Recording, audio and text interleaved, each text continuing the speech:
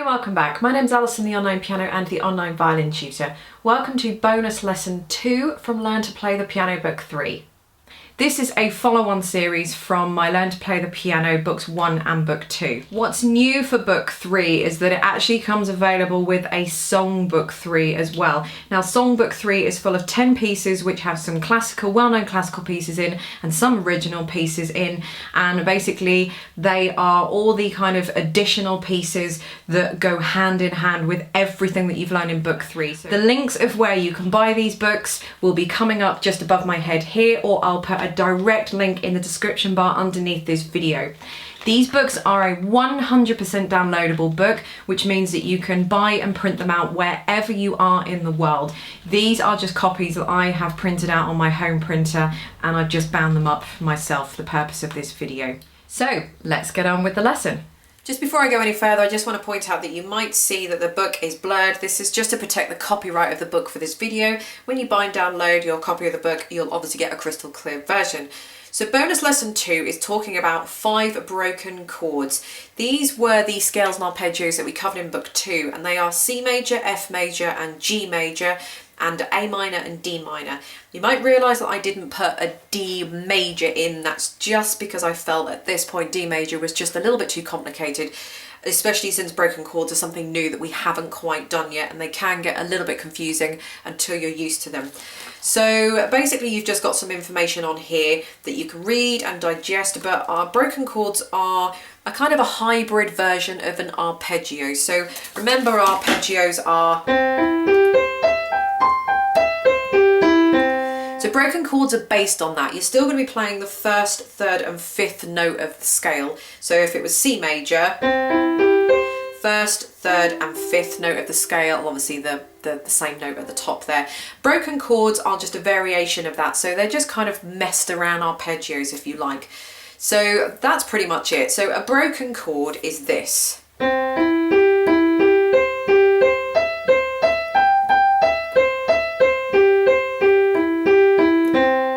That's pretty much all there is to a broken chord. So I've written out all the broken chords on page 36 and 37 for you. So you must follow the finger numbers. Don't try and do whatever finger numbers you want to do there. That is really important. But the good thing is that the finger numbers are all the same for all of them. So it's 1, 3, 5, 1, 2, 5, 1, 3, 5, 1, 3, 5. 5, 3, 1, 5, 3, 1, 5, 2, 1, 5, 3, 1. The same sort of thing with the left hand, but you've got the finger numbers there. So they are non-negotiable. So you have to do those exactly as you have to do the right fingering in the arpeggios. Same thing applies to the broken chords. Now, the only difference with the broken chords is that when you get to the top, you play the top note twice. When we did an arpeggio,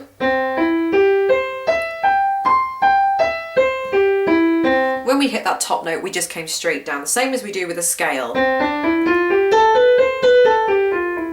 We don't play the top note twice. In broken chords we do. They're a kind of exception to the rule.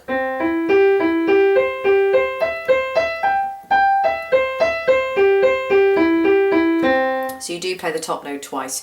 So I've got a little bit on how to practice the broken chords as well. You should have some like a practice chart. You've got one in book 2 that you can fill in with and add these in as well. If you haven't got book 2, it doesn't matter. You can just sort of make that up yourself. But you could just play each broken chord 4 to 6 times through, each hand separately, and then both hands together, and take it from there. Ideally, you want to try and play these hands together. I wouldn't necessarily focus on playing these hands together because they are quite complicated to play together. You'll be fine playing them hands separately, but for any of you folks out there that just want to advance a little bit further, playing them together.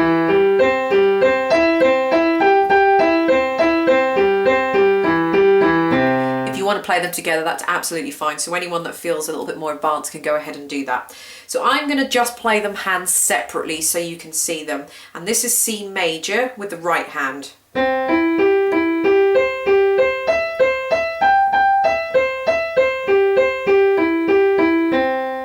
C major with the left hand.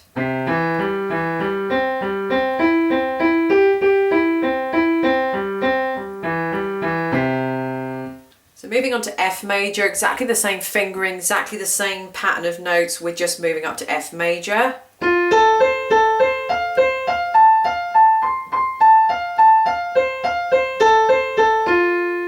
And F major with the left hand.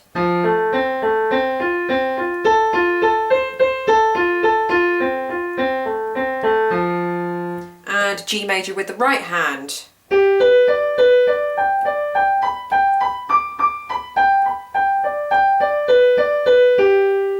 G major with the left hand.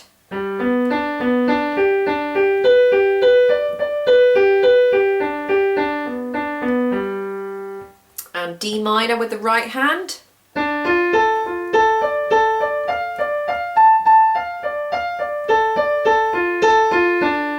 D minor with the left hand.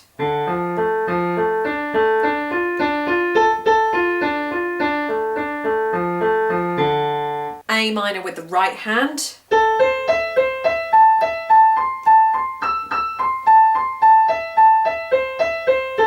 And A minor with the left hand.